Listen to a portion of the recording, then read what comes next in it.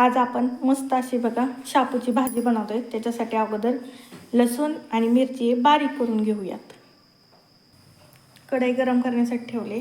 आता याच्यामध्ये आपण तेल टाकून घेऊयात। बघा मी अगोदर 1 चमचा टाकलाय, आणखीन आपण 1 चमचा तेल टाकून घेऊयात। बघा आता याच्यामध्ये आपण 1 चमचाभर जिरे टाकून घेऊयात।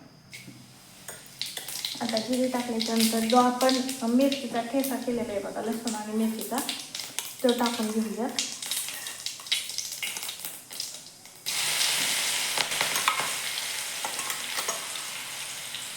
व्यवस्थित परतून घ्यायचं आपल्याला अगोदर।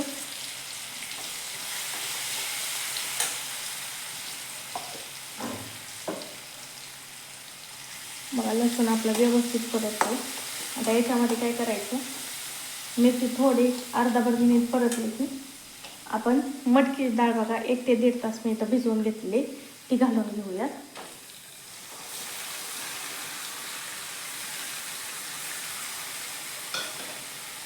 चांगली तेलामध्ये बघा परतून घेऊयात थोडीशी।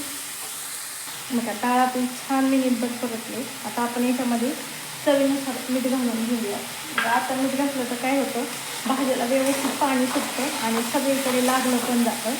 त्याच्यामुळे व्यवस्थित ह्याच्यामध्ये आपण मीठ घालून घ्यायचं। आता याच्यानंतर आपण बघा मी धुवून चांगलं व्यवस्थित चिरून घेतलेलं असं जाड भरडं हे शेंगदाण्याचं कूट टाकून घेऊयात। बघा तुम्ही कच्च्या शेंगदाण्याचं टाकलं तरी पण छान लागते आणि भाजून टाकलं ना तरी पण छान लागते। तुम्हाला जसं आवडेल तसं तुम्ही याच्यात टाकू शकता। आता हे मिक्स करून घेऊयात आणि 2 मिनिटं आणखीन आपण हे शिजवून घेऊयात। बघा भाजी आपली 2 मिनिटं झालेली आहेत बघा, व्यवस्थित शिजलेली। बघा पाणी पण अजिबात राहिलेलं नाही कुठंच। अशा प्रकारे आपली शापूची भाजी तयार आहे।